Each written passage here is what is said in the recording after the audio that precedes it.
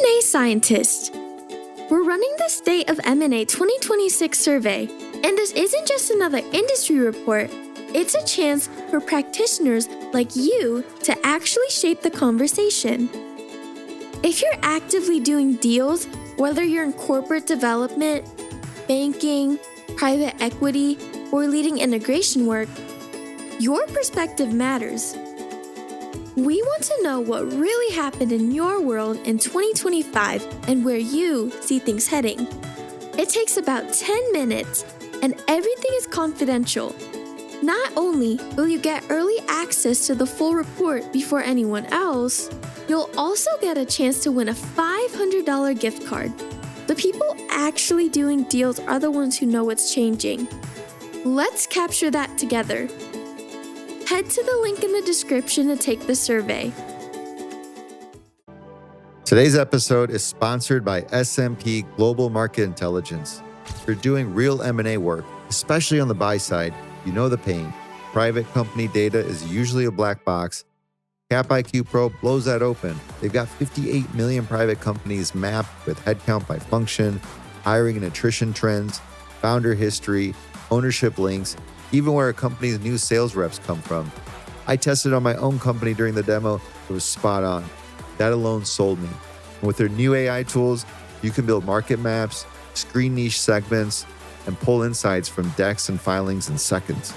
If you want signal instead of noise, go check out their private company data at spglobal.com/PCD-science. That's spglobal.com/PCD-science. Welcome to the M&A Science Podcast. This podcast is part of a mission to rethink how M&A is done. The old school seller-led approach, it's dead. Buyer-led M&A is all about strategy, alignment, and efficiency, putting value creation at the center of every deal. And let's be real, it's not just about closing the deal, it's about making it successful. We uncover what truly works in M&A by learning directly from the best. For episodes, resources, and tools to elevate your M&A game, visit mascience.com and follow us on LinkedIn. If you find this content useful, don't forget to leave us a review on your favorite podcast app so others can find it too. I'm your host, Kisan Patel, Chief Scientist here at M&A Science. Today, I'm joined by Brandon Batt, Chief People and Transformation Officer at Quadient, traded on the Paris Stock Exchange under QDT, a global company helping businesses deliver intelligent communication automation. Quadient has been on a multi-year journey to modernize its operations and expand into new markets, and M&A has played a central role in that transformation. Brandon sits at the intersection of people, strategy, and deal execution with a rare combination of cross-functional leadership spanning M&A, culture, HR, legal, and sustainability. He drives growth by aligning human potential with business performance. As a board-facing leader, Brandon is shaping the future of work, embedding AI into the fabric of operations, and leveraging M&A to build a company where people thrive and value endures. In this episode, we explore how to build M&A capability before a deal happens, why integration success often hinges on team maturity across an organization, and how a people-first governance model helps deals move faster and land stronger.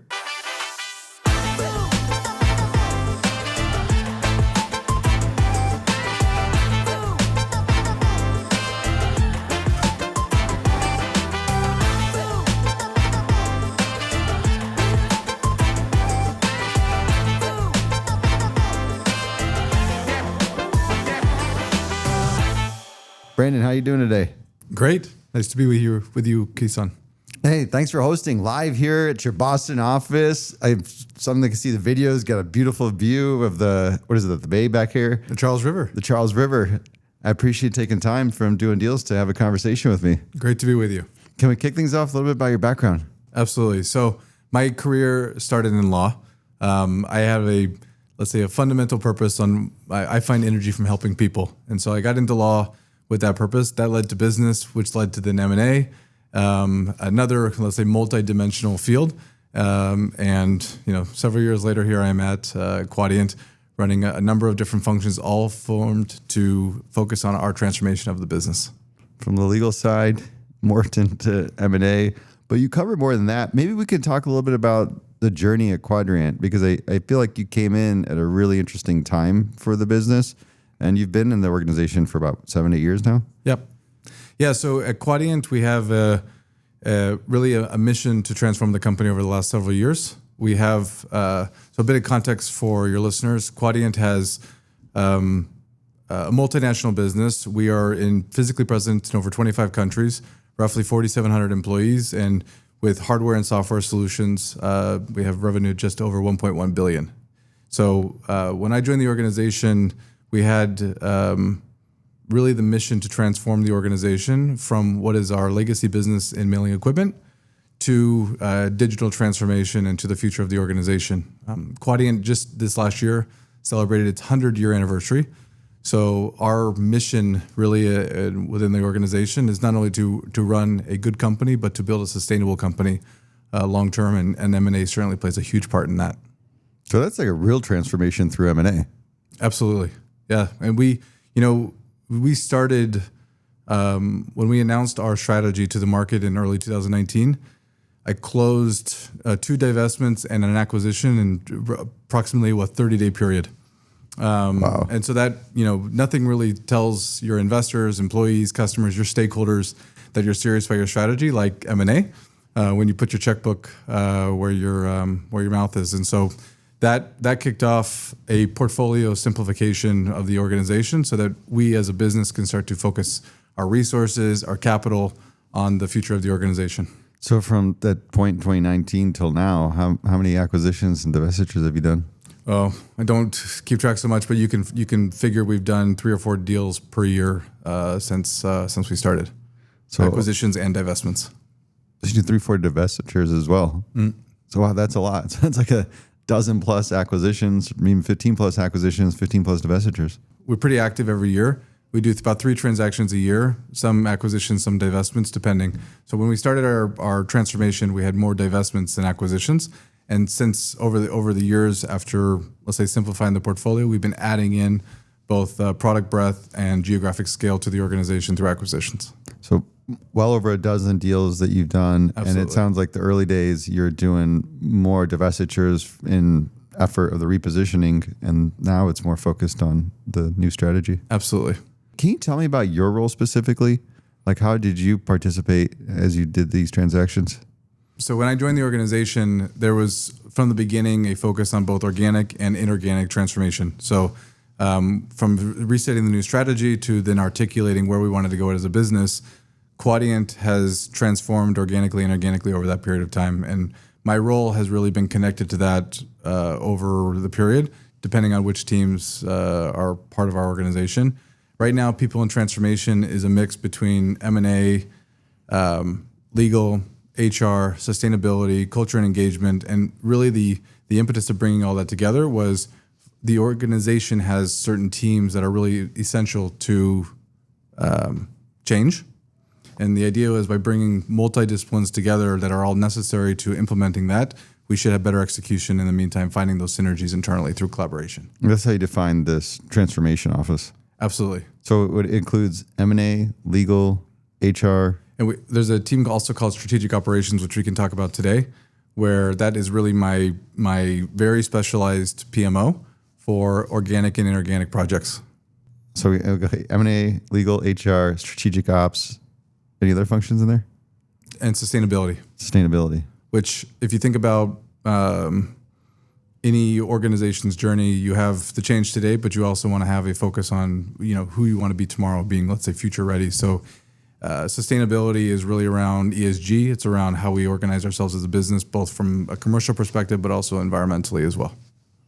That makes sense to tie that in, especially if you're doing M&A transactions. So it's aligned. Can you tell me a little bit more of just overall structure? I'm always interested in this because I feel like every organization kind of figures it out and it's just unique. It's unique to the organization. It's unique to their strategy.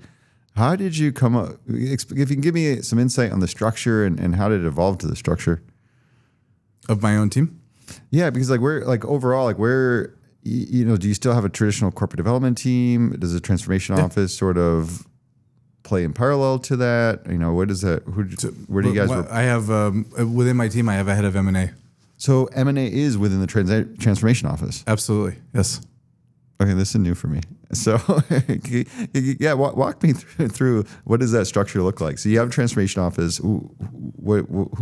So let's start with the business and the strategy we have for the organization. So we start with an organic first strategy, but with a need to simplify over time. So we talked about divestments and acquisitions. So much of an organization's ability to execute M&A and change effectively is not usually the sexy stuff up front, but really the back office and how the organization works behind. So IT systems, financial systems, HR systems, organizational design, et cetera, et cetera. When we started the when we started our project back in 2018, we had over 100 plus legal entities within the organization that had been organically brought together over time. So you have, while adding new capabilities, new product, new scale and in geographies, you also at the same time the cleanup and simplification of the organization so that, better employee experience, more productivity, et cetera, at the same time.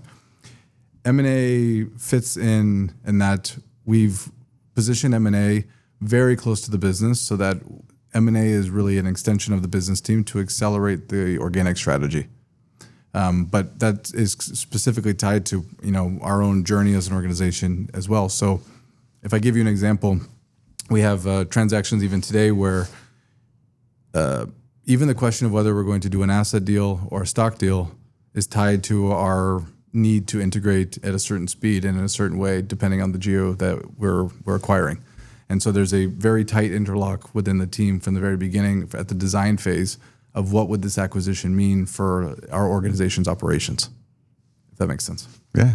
That's why it's all together on transformation office. Because usually I'll hear organizations where it's a separate group altogether. M&A Corp Dev is going to be its own entity that's more forward on executing the deals.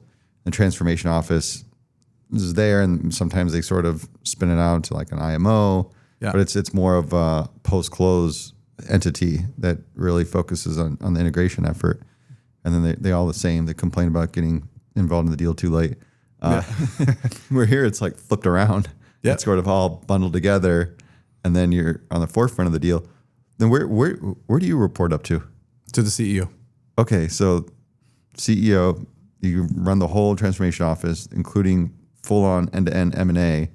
Then you bring in all these other components, so that way it's all the execution. Yes, and so within my team, I worked very close partnership with our CFO and CIO as well. So we tend to have a really close collaboration as an executive leadership team. And a lot of the things that need to happen in the background, my team collaborates super closely on. This is it's interesting. I mean, one, I talk a lot about buyer-led M&A, defining what that means. And a big premises of it is just thinking integration first, just really having your strategy clarified and allowing that to guide you on how you're going to integrate these businesses, which ultimately gives you better outcomes. And this structure makes a lot of sense based off of that. And I wanted to get that contrast between a traditional model where usually it's corp dev / deal team. They're aligning the strategy, they're executing the deal, but then there's oftentimes a handoff to another team to drive the integration. We ask ourselves a few of the same questions on every transaction, whether it's an acquisition or a divestment, and it usually starts with, are we the best shareholder for this asset? We're the best shareholder for this business, these employees? Because usually value creation flows from that. The only way to answer that is to truly know what you're acquiring, and not to mean that other models don't work where you have a M&A team that's structured a bit differently, but for us, the M&A team working hand in hand with our IMO, where we call it strategic operations, they're involved in due diligence from the beginning. They're involved in structuring transactions, structuring discussions from the beginning, and they then make sure that other teams are coordinating accordingly. And don't get me wrong, we still have all the same things I'm sure as your listeners do in terms of sometimes we wonder if there's too many people on the phone calls. Sometimes we wonder if the right subject matter experts are there. But usually it's the balance is about not over rotating in any one way so that we can, we bring everyone on board as new assets come into the organization. Can we walk through like a made up deal of what that would look like in terms of how your teams execute and who gets involved when? Yeah. So let's say every good deal starts with the idea that from the strategy that you've defined, whether it's product-based, human capital-based, whatever it may be, the business has needs, right? And it's the build, buy, partner, now bought, depending on how you look at things. So when we go through the same assessment, you have a pipeline of targets that you think could be really interesting to meet the needs that the business has to go faster from a build perspective. So proactive, clear. Here's a strategy. You've kind of surfaced that. Yeah, we know the strike zone very well. And then you start building your pipeline, and you're out there having conversations with these targets. Absolutely, and there's a complexity that's I think is part of the fun at Quadient, which is we have 3 solutions, which means I have 3 different business units who all have similar needs, but not always the same. So not always in the same geo, but allows me from an integration perspective and an M&A perspective to actually have multiple deals happening at one time because the same team members don't always need to be on every transaction. So starting a pipeline across 3 solutions and as a way to grow each one of them, and each one of them have an M&A strategy that's clear and articulated. There's a partnership between the head of M&A and the head of the business line to find best targets, nurture discussions, et cetera. You get to a point that's typically around the LOI phase where we say, okay, we think that there's a nice project to be at here. We work out things, price, scope, conditions of the deal. And at that phase, once we have we'll call it project, that's when other teams will get involved, both from the PMO side and as well as subject matter experts. So they're really involved early. Yes. And then even before LOI, basically. Usually the LOI is where we'll start to actually disturb teams from other matters. That being said, on the business side, product will typically involved in even the pipeline discussions of who's most interesting from that perspective. Engineering often has a great input to give in terms of technology, so on and so forth. So depending on the deal, depending on what it looks like, so it's almost like socialized, because engineer might be like, no, that's the company we want to buy, and just like flat out, we know they're the best in the market. We have I think we are driven. Our governance internally is driven around accountability, and the idea of a team working before a deal and then passing it off to another team after the deal just doesn't really exist so much within Quadient. In other words, if you, as a business leader, you have a conviction that a certain target is worth the company's capital and for us to allocate there versus somewhere else, there's an accountability, but also an empowerment to use that vehicle way to grow the business. That accountability starts from day one on using the team's time to go after it, to investigate it, to do diligence. Likewise, on the integration side, we want to make sure that my team has an accountability to bring it to a certain point after the transaction before it's kind of completely handed back to the business. And so we will have a meeting before the closing of any deal where the subject matter experts who are responsible for their respective areas are there, and people are signing off saying, I think this is the right thing for the company. I think this is the right thing for our employees, our shareholders, our customers, et cetera. But there's an accountability, but a shared belief that's pretty transparent in terms of before we decide to go, that goes beyond just the investment committee and our own internal governance with our board of directors. How much integration planning happens between a signed LOI and close? Oh, quite a bit. We have from day 1 to day 90, let's say operational planning. But the where we start is usually the key drivers of value for us. So every transaction has a different flavor. Every transaction has a different purpose typically on that front. So you'll have different value drivers of what has to be true for the value to be created that we plan from a financial or financial perspective. So based on that, that's where your emphasis of how we need to plan integration that will happen. What is that structural? Is it the same folks doing diligence that's also planning integration, or yes, it's the same team. And what you have in that that team is what we'll call M&A Muscle, and that because they've seen different transactions, because they know our organization, because they know the back office, the legal structure, the team capabilities around the organization, they have built up a sense of what is executable for the company, and so we get a good sense of risk before a transaction is also pursued. So now you're going through, you got folks in the business, they're doing both diligence, integration, you move closer to close, then you get all the checkbox things attorneys got to go back and forth on. Absolutely, yeah. Legal has another path on that too. I'm curious, so post-close, there's a lot of things that drive success, but I feel like I'm really curious about this is the target company, like really making sure they're on page, they're motivated.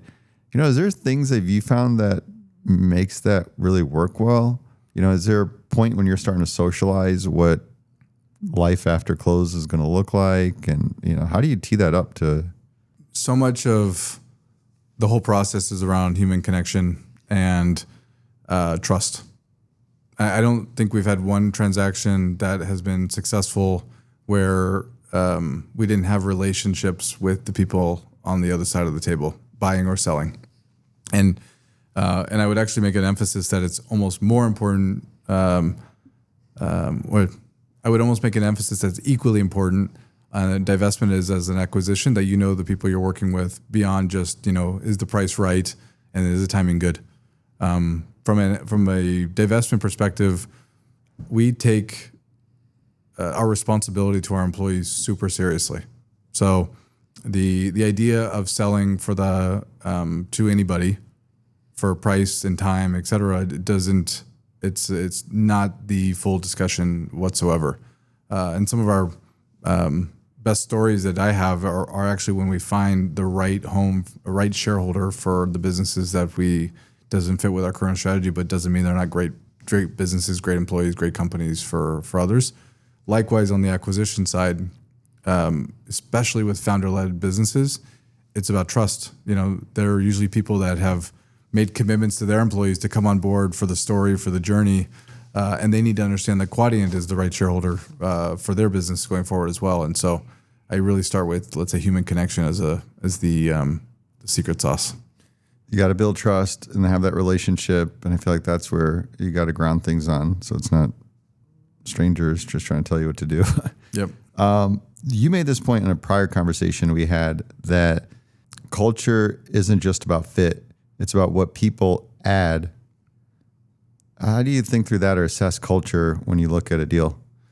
We have a fantastic culture at Quadient. We pride ourselves on teamwork, inclusion, and the idea around when we hire talent into the organization, we don't try to find people who look exactly like us.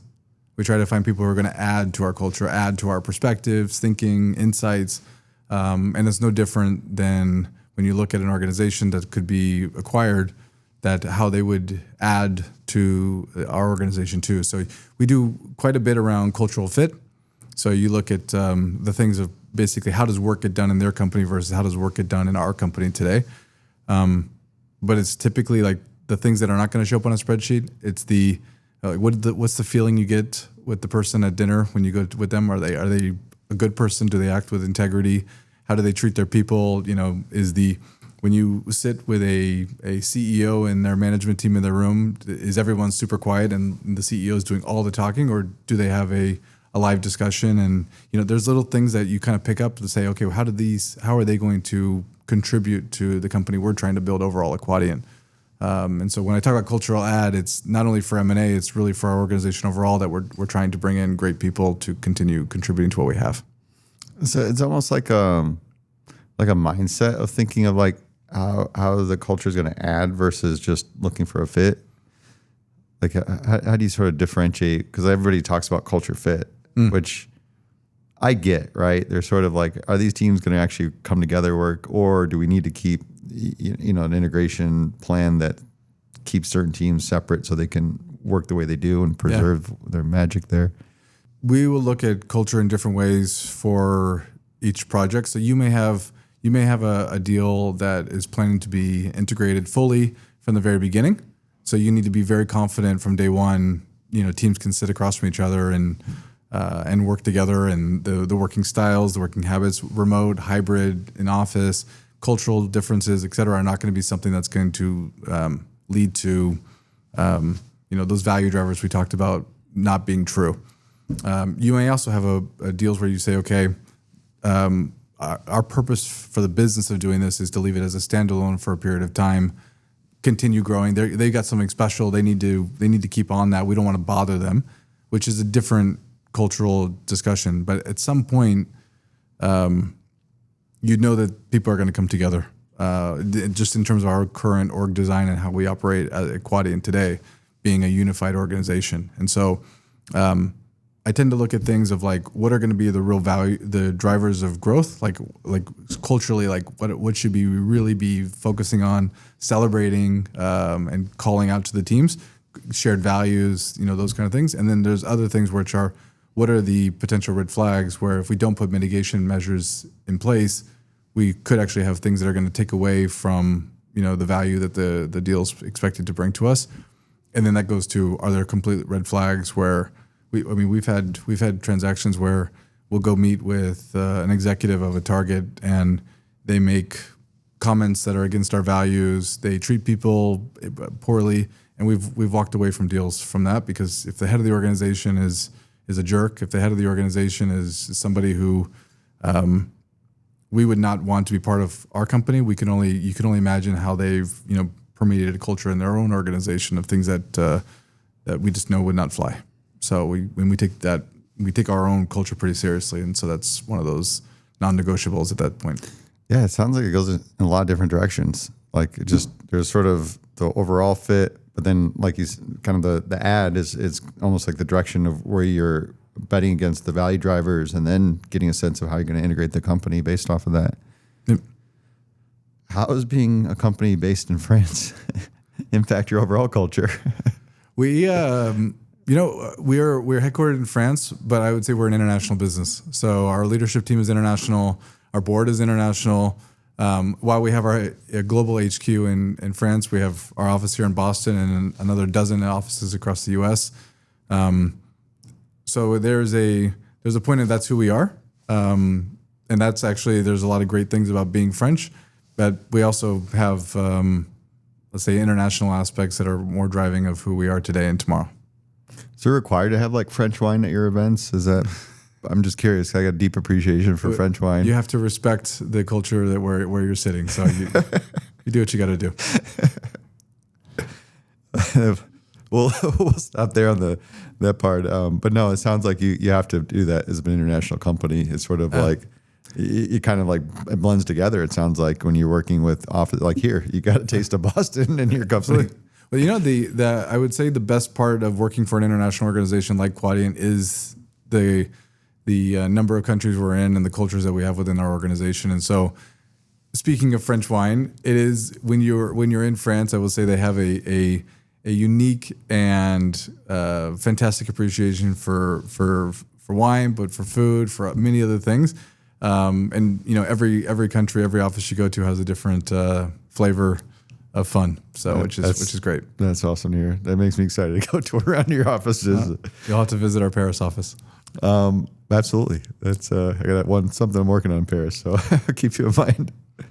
One of the things you made a comment before also was around M&A readiness. You're like, it's not just about pipeline.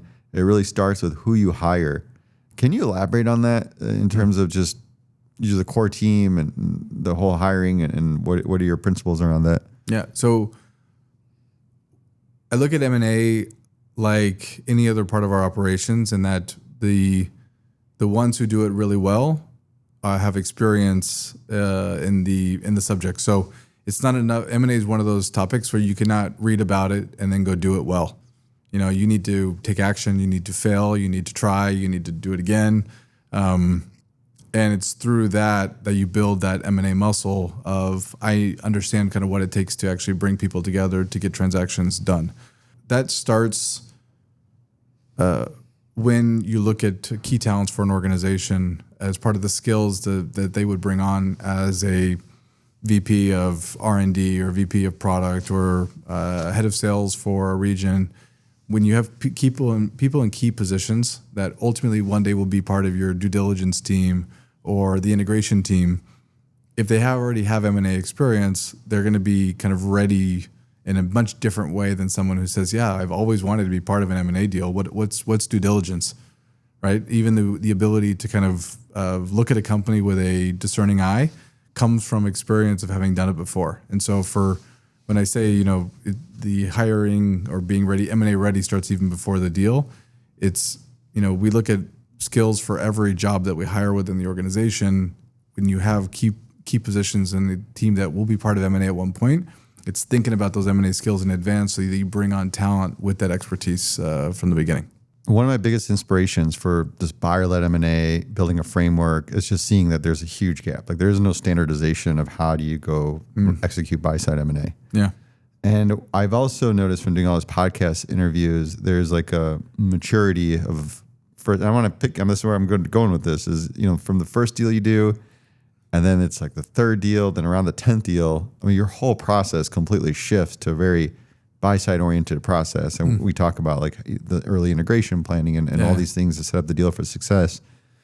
I want to hear more about that, but I first want to pick at, when you go through that, it's like what you described, it's you have these individuals in the organization that are on their own maturity journey.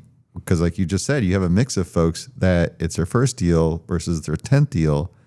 And that's something that you don't talk about. We just talk about like overall organization, hey, they have these broader lessons learned, but then you have these individuals. How do you level set that? How do you think through that? How do you set those folks up for success when they're having their own maturity journey versus the organization is obviously a lot more mature? Well, that's where you get some benefits of HR being in the mix a little more closely in Quadient than other organizations, is having kind of a key focus on talent throughout the process. I think the word that comes to mind is development and learning, and wanting to ensure that we're kind of increasing the maturity of the organization over time. From the first deal I did at Quadient till now, you're right. It's night and day. And there's part of it that's around experience and getting to know people and the leaders you're working with, but it's also, we've improved our own processes within the organization at the same time.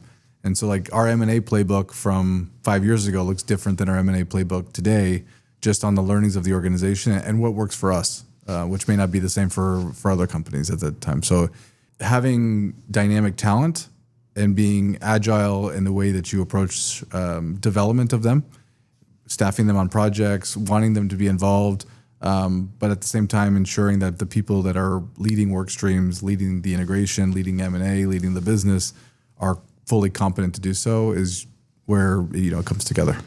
Essentially working with folks that have that experience in the organization that can help them.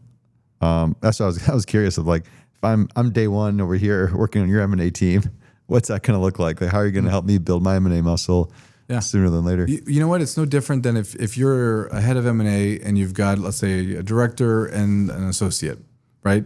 That associate is looking up at leadership to say, okay, what does good look like? And they may have their day-to-day where they're really good at financial modeling, but like when it comes to actually going and speaking with the executive of a target for an acquisition, they've never done it before, right? So how does that start? It starts with them maybe coming and shadowing for a meeting, listening about it, or sitting on the call and being part of it and kind of absorbing what that looks like. To then one day, you know what, so and so, go ahead and you take this meeting. We have the CEOs next Tuesday. Need you to go say hello, pitch Quadient, see if there's an interest in pursuing discussions. And sometimes it works, sometimes it doesn't. But like, it's that trust in people to keep pushing them, so that one day your associate is your director and your director is your VP, and you move on like that. And it's no different in M&A than it is the rest of the business in terms of operations, having a healthy environment. That's interesting, because you're right. You can't just learn this from textbooks. You actually have to get the reps in. And it sounds like getting on that path where they're getting the reps in early at a low risk, and then letting them get to that point where they're building that muscle and they're ready to go on their own and just show everybody up. You take where M&A fails often. It's when teams are in silos. They have differing levels of experience. Maybe they don't always have the same M&A playbook. I speak to a lot of companies that don't even have a PMO. So you just have an M&A team and they're kind of passing the ball to the other. Say, hey, IT, here's what needs to get done, and IT's brought in too late, and they're like, well, how are we going to integrate, this ERP into ours? Like fundamental questions. It usually starts from people always having, I generally think that everybody has a good intention, but it's being put in a position to where they can succeed. And part of that, strategic operations or the IMO office we have is organizing people in a governance so that they're able to succeed. Then it's up to us to make sure that they actually are equipped to do so. So we're bringing people in then have the experience at the right level. Just making sure you're staffed right in these areas. Like any other project. Yeah, and I think you're right. That's kind of what the fail point is. If you didn't have that right coverage, there's a gap, and all of a sudden somebody's passed the buck, and they're like, "Whoa, these two puzzle pieces aren't going to fit together." That's worked for us, at least. Can you walk me through now we're going back to the organizational maturity, what you've seen, and I want to shorten my learning curve, right, of building an M&A program at an organization. How does it evolve? Like, what were those lessons that you learned and how you've changed the way you approach M&A over the years? I think over time, I've come to be more formal in some ways and less formal in some ways. So what do I mean by that? Exactly. Like assessments, we've been talking about people a lot. Assessments of people, I think being more formal in terms of saying, this is the level of maturity that someone's at as it relates to M&A and their expertise and putting them in a position that sometimes is not as formal as it should be. And we tend to, and then have other people have to overcompensate, and that at scale leads to challenges. So we're more formal about that now. I think you have more formality on playbooks and processes as a way for teams to move fast with like very clear guidance.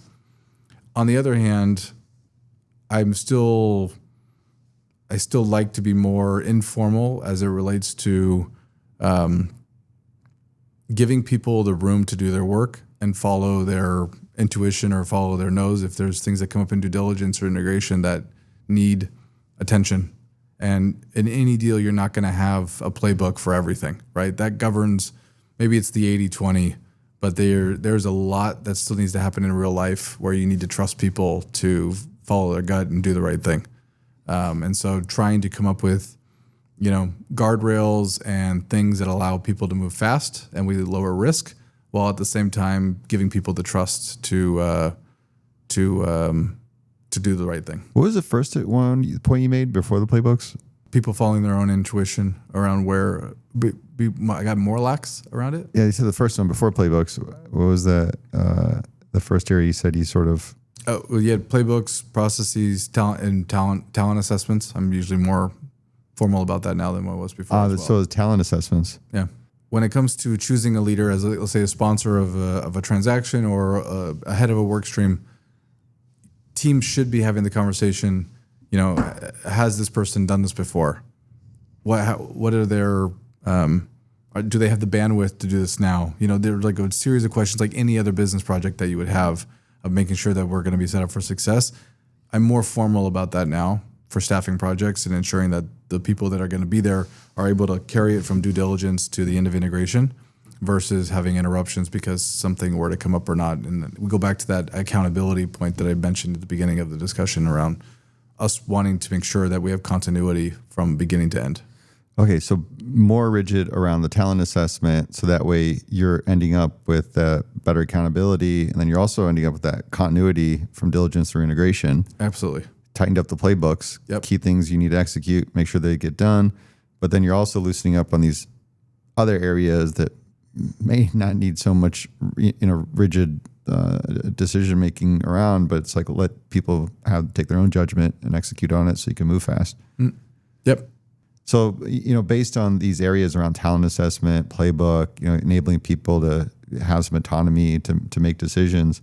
If you look back to some of the bigger challenges, how do you feel like this approach has really helped you overcome some of the, hard, like what is the hardest part of M&A that you had to tackle? I think in terms of the scars or bruises over time that you have, I think we've been very good about finding the right businesses for our strategy and bringing them on. I think where the lessons over time have been around structuring transactions in the right way, about having as upfront as conversations as you can have, especially with founder-led businesses. And we found some like amazing companies with amazing founders who really built something special. But when it comes to post-life integration and things around control and what do they think versus what do we think, and it's like it's a good friction in many ways because they are the one who really led something special to be built. But oftentimes, bringing in smaller companies within a larger organization, things need to change for scale, and those growing pains in a very accelerated and pressurized way. We've gotten a lot better around how we go through those type of deals now than we did 6-7 years ago. What do you do? I think it's more around having better. So there's more upfront discussions that need to be happening, and I think you also know by experience what you get through certain structures like earnouts and those kind of mechanisms where parties are contractually tied, but once you get to real life, things get a lot messier than what you may come up with in a legal document, and so that. The KISS, keep it simple, stupid, is something that we keep in mind on almost every transaction as a way to ease the life of the company and the people after closing. I hear that often with the founder-led businesses, first time doing M&A, the process itself, they don't realize how overwhelming it is, especially on the sell side, because buyers, you put the whole team over there and the sellers don't want anybody to know about it. So they keep the tent as narrow as possible, and which means a lot of work for a few people. Yep. And it's a lot of weight on them. It's a lot of pressure on them, but it's usually something that they've worked years to get to. So, and then you've got them after close, especially with an earnout, then life's totally different. And that can be. And how do you, as an organization, you have these like amazing talents that, how do you know they're going to be in the right place post-closing? And I think that's something that every company needs to think about very closely before they, in the org design and how they think about post-closing transaction before closing and shaking hands. What were like the biggest game-changing deals that you've done at Quadient? I think what we've been very good at is we've found super specific targets to meet very specific business needs. I'm bringing on board functionality. Number one. Number two is the game changer from a transformation perspective has really been that portfolio simplification I talked about at the beginning, but it's not one deal.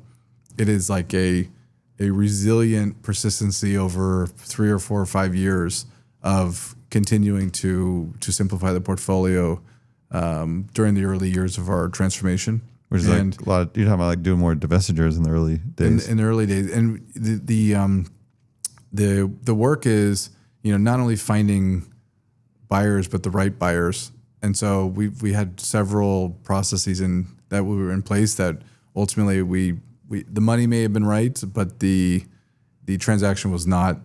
And as a business, we had the patience and to make the right decision for our stakeholders and for the employees in those situations. And so that patience concept kind of comes back in terms of there. But I don't know if it's any one deal at Quadient so far. I think there's my point is more around transformation is a marathon and not a sprint. And getting through year after year, just constantly making change, you find yourself at the end in a very different business than when you started. Divestitures is coming up more and more. Just did the podcast the other day about divestitures, and you're seeing it more come up in the boardroom where people are actually looking at portfolio review and coming to those conclusions. How did going through a series of it, like what did your process end up looking like for doing a divestiture? Was it we hire an investment bank, let them do everything, or do you sort of had your playbook for doing it? And like what did that look like? It starts from the beginning. The strategy that I mentioned, the back to growth that we announced to the market, that was very clear in terms of how we segmented the businesses that were not necessarily part of the core part of our strategy. So they were either needing to grow and become part of it, or we needed to find a better home for them. And so we, from the beginning, starting with strategy and the business context, identifying the assets for divestiture. After that, the M&A team goes through those processes like any other. So to your question around playbook, around how do we find buyers, based on the size or the market or the type of business it was, maybe we'd find specialized bankers that would help market the business, find suitable buyers, et cetera. But oftentimes we are able to do it ourselves. And there's been an immense value within Quadient that was either created or saved by us being able to do a lot of this internally versus the usual habit of going out and paying X millions per transaction to have, let's say, professional investment bankers doing the heavy lifting. Just the whole process you pretty much did in-house, the whole big scoping out, prepping business. Yeah. But it goes back to what we talked about, Kisan, with that team knowing our business. That there's ultimately within any company, it's for investment bankers, it's consultants, et cetera. Like nobody knows your company like you do. Right. And so to do it properly, you need to get your hands dirty. And sometimes it takes a little more work. Sometimes it takes more resources, but the right conclusion that's typically better for the sustainable long term is to do it yourself. Oftentimes when we have great partners in terms of banks, consultants, et cetera, but you run the risk of being too detached from life after they're gone. Right. So the more ownership you have to the process on a day-to-day basis, the better you should be. So when it's going to be a series of those types, you wanted to build that capability in-house versus if it was a one-off, you may have just leaned more on advisors. Yeah. And we still have things where you have a very specific project of a specific size or place that, you find the help you need. Can we talk about collaboration? Because you have this transformation office. I'm kind of going back to this theme because I feel like it's a little unique, the structure you have. And it sounds like that's kind of what I'm concluding is you're enabling all this collaboration so you can end up executing better, getting better results. And I'm curious about like when you get to that tactically, is there certain things that you're doing or like a model where you're bringing people together so that there is a cross-functional alignment? Because I feel like people talk about it all the time, but like, how do you actually make it happen? We internally, we have from the beginning, we've had this saying of collaborate like crazy. And our organization's own story is we've come from a decentralized to a centralized organization. So starting decentralized, it's like, each executive would have or leader would have their country with the full P&L and all resources. And like we might have as well as been two separate companies or 30 separate companies from that perspective. Coming together as a centralized organization, we really pushed teams to collaborate. And so part of our culture today is around that collaboration theme. You witnessed that? You were there when the company made that shift? Yeah, we did it. Yeah. The point is really, it's ingrained in who we are as an organization. This going back to your model of transformation office, it's like the whole premise around this has to be around collaboration. And I'm really trying to extract some like tactical approaches of like, how do you enable collaboration, the cross-functional, and really make that model work? So the best advice I can give to the M&A professionals out there, if you're not best friends with your CHRO, you need to be knocking on his or her door. And that the secret to our collaboration is in our culture. So part of our values, we have EPIC values, and the C of EPIC is community. And from the very beginning of our transformation, we talked about collaborating like crazy, being one community, and ignoring the hierarchical lines of who's your manager and who do you report to type of thing, but thinking about things more functionally across the organization with the business objective in mind. And we're not perfect by any means, but our employees tell us that some of the hallmarks of Quadient being a great place to work is around collaboration, is around teamwork. And we still have areas where we'll hear, we operate in silos in some places, or I have great collaboration in my team, but not over there. But when it comes to M&A and the governance that we set up, we don't care so much about hierarchy. We bring people on that are going to get the job done, and we try to organize them for success. You got any, I'm just curious, in general of like frameworks or things that you sort of come about where you kind of have like, hey, here's these like staple, either a framework or like principles that kind of guide us through making these deals successful? there's, let's say, a few principles I live by. One is it always starts with a business. And M&A could be like anything else in that if they're doing things on their own that's not actually connected to the reality of what the company needs, you're going in the wrong direction. So we start everything off from that perspective and the business strategy and the business needs. Two, we heard early on from some of our partners the saying, it's not about the child serving the parent, but the parent serving the child. And what that means is oftentimes larger corporates buying smaller entities will have this idea of like, okay, now you work for us and you need to perform and here's your KPIs and da-da-da-da. And you lose sight of why you partnered and bought them, acquired them in the first place. And so what can you do as a parent to help grow them versus expecting the other way around has been something that has brought a level of empathy into our integration planning, but also how team members should be thinking about deals, which is, we're all partners in the same, one Quadient family, not, there's no hierarchy in terms of acquirer and acquiree after closing, which is important. I know for a lot of teams, tech is a key part of just orchestrating their process, organizing their team and data. I know Quadient's also been a deal room customer since 2020. Can you talk a little bit about the technology side and how the platforms help support your team? Yeah, we've been a deal room customer since 2020. I think we are still a customer because it works. When you have a platform, often the feedback we've had on other platforms is, it's not intuitive. The teams don't know how to use it. It feels too technical. And what our team has at least found in terms of deal room is just it's friendly. And it's one of those things that it's not talked about because it works. And then we keep using it and everybody knows it now. And it's just part of how we do deals.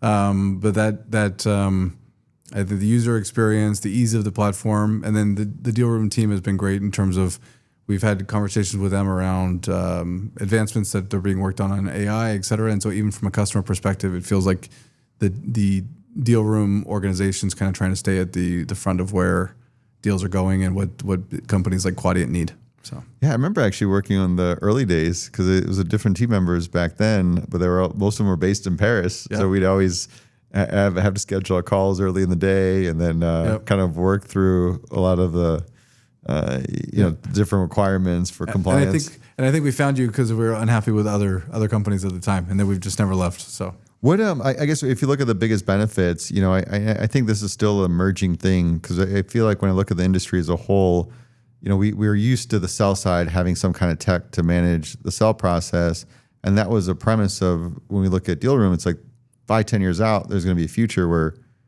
sellers got tech, but the buyers also got tech. How do you sort of use that platform? What are the main benefits for you? Yeah, the theme of collaboration we've talked about throughout the podcast, but we use Deal Room even for non-M&A projects. It's a great place, just a platform for teams to collaborate on even organic projects where you have a number of people needing access to documents and needing to all work together towards a common end. So it has many use cases. Easy to use, enables collaboration or helps facilitate collaboration, and designed for M&A. Yeah, simple. I'm curious about you've worked on all these deals, but I want to kind of dig into one because I'm curious of let's talk about a deal that you're most proud of. I am proud of a lot of the deals we've had. One memory that's in my mind as you're asking it is when we acquired YayPay. It was in the middle of COVID, and the conversations that I was having with the CEO at the time were completely virtual.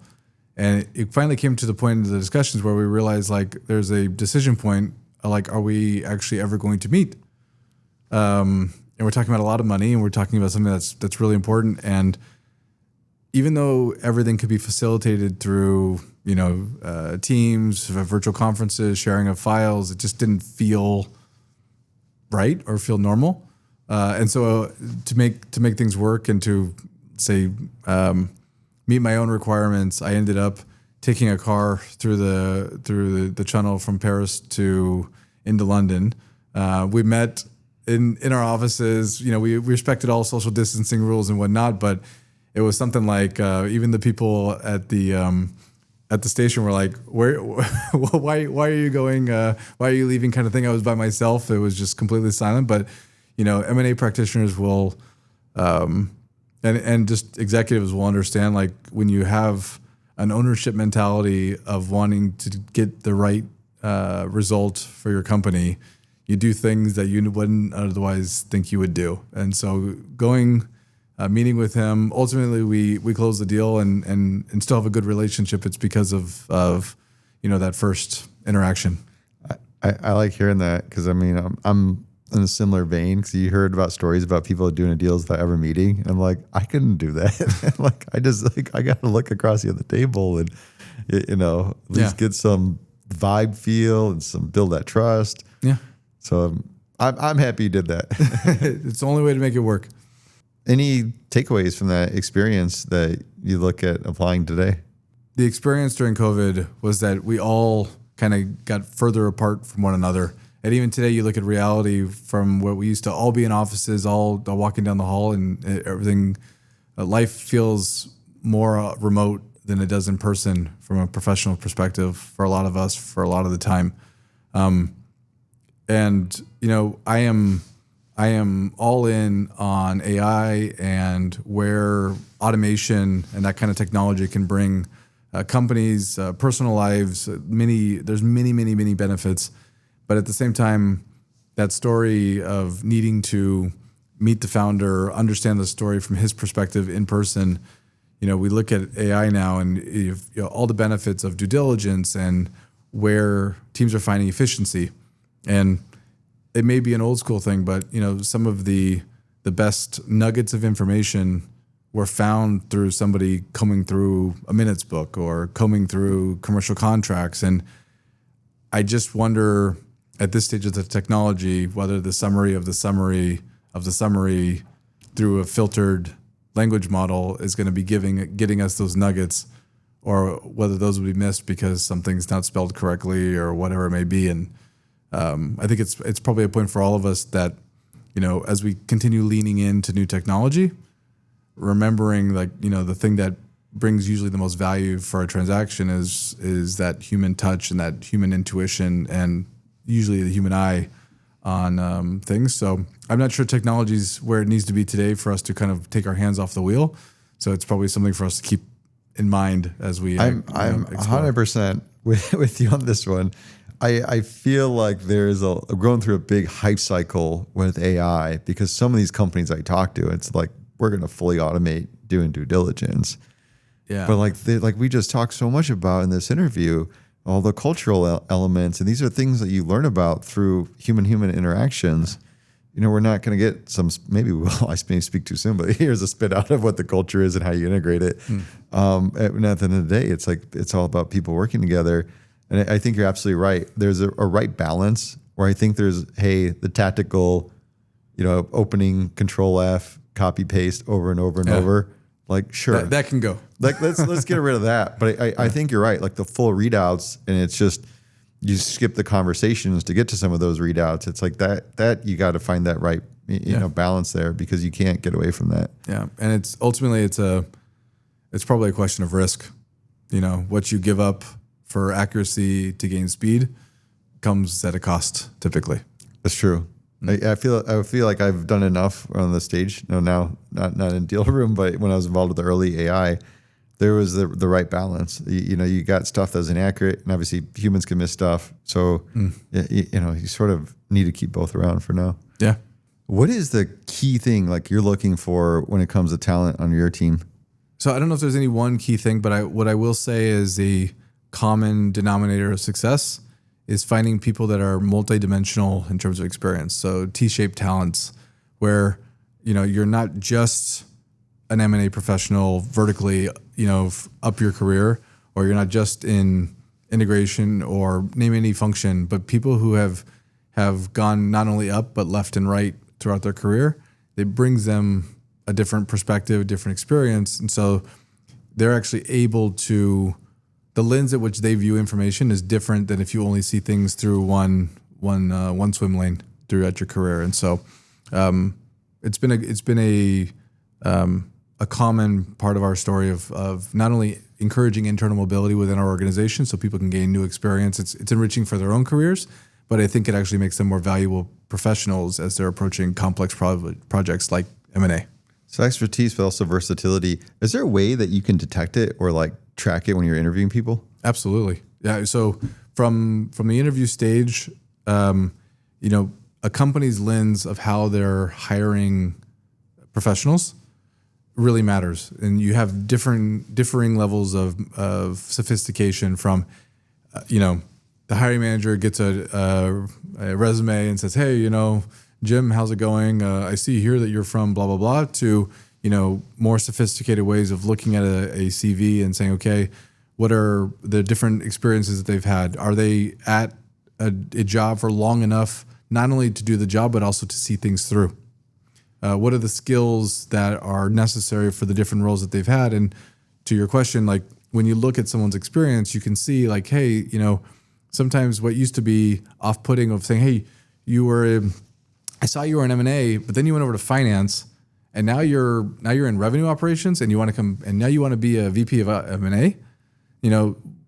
That's gold for me. And I think that not having a traditional path brings a non-traditional mindset, which ultimately usually has much more agility and perspective over time. And so there's a balance of commitment and having enough experience to be dangerous versus just having done a job, but that you'll get that through your interview process. It's why I say if you're the head of M&A and you're not best friends with your CHRO or VP of HR, it's like that's the relationship to have. So choose the diversity over cookie cutter, and then the HR folks are fun to hang out with. Yeah. If you think M&A people have stories, go hang out with your HR team. It's true. What's the craziest thing you've seen in M&A? I think M&A is special in the amount of money that goes around, and usually the craziest things we all see in M&A are the companies that have more money than expertise, and they make big bets and they're not ready to back them up, and you end up seeing a complete value destruction because somebody was excited about something and went after it. So the craziest stories I've seen are just millions or billions. Ultimately, probably should not have been changing hands, but were from that perspective. Well, there's some big iconic ones. Everybody references the AOL Time Warner. I think I heard the MySpace one. I haven't. I'd love to get. Oh, that was back. Yeah. It was like, and how many investments came in? I remember Justin Timberlake or something having some massive investment into that before it tanked. No, I'm not coming up with any examples at this point. When I was thinking about it the other day, I was I had just gone to another conference a few weeks ago, and they were saying like, "Oh, we wasted this, we wasted that." My CEO loves M&A, but we haven't had one work in 5 years. Or my CEO is looking at a great one was the guy was like, "Yeah, like my CEO's got all money burning a hole in his pocket right now, and me and the rest of the leadership team have just come in the last year. This is like a business leader, and saying he's like, I've done deals, but like I know like our head of IT is not, our head of HR has never, our head of legal has some experience, but like we don't have a PMO. We've never done this as a team before, and my CEO is looking at this like $1 billion acquisition for us, and he's like super excited, and he made this comment like, he asked the CEO like, well, who's going to do that? Who's going to make sure that we, integrate properly? And the CEO was like, well, call Tom. Tom will figure that out. And it was like, it was the typical story from all your podcasts of like, where just like, good ideas gone wrong, of somebody who's given the authority to spend money, had no business of like making that judgment call and taking that risk on behalf of his shareholders, But those are the stories in my mind. So that when I was thinking about your question, I was like, it just feels like every day there's just like wacky things going on of people who have no business doing M&A, but CEOs replace strategy with M&A. CEOs distract from their lack of strategy with M&A. CEOs decide to cover up lack of growth with M&A. There's so many things where this money goes out the door without necessarily having a super solid plan of making sure that shareholders receive the value. So that's absolutely right. You think it's probably the best bet is just start off small, like get something before you bet the whole house. Yeah. And there's I think there's a point from a CEO's perspective of testing the team too. Yeah. Like if you're not getting the right rhythm, the right returns, the right, if you're looking at engagement surveys afterwards and employees are upset about what's going on, they don't have good communication from managers, just like basic things for a company to be operating normally, that's usually a red flag that maybe you're not ready for the next one. So this has been a great conversation, Brandon. I appreciate taking the time from doing deals to help me become a better M&A scientist. Thanks, Kisan. Nice to be here with you. Those of you still listening, fellow M&A scientists, I commend you for listening to the whole entire interview. Would love to hear from you. Always appreciate feedback, topic ideas, and criticism. I'll take it. It's how I get better at this. And some of you know we are carving out M&A science from Deal Room, so it's an opportunity to reboot M&A science. Going to be putting a bigger emphasis on it. So I'd love to hear ideas and anything from new formats. We're planning to experiment with some new co-hosts and things like that. Reach out to me. LinkedIn is probably the best way to connect with me. Till next time, here's to the deal.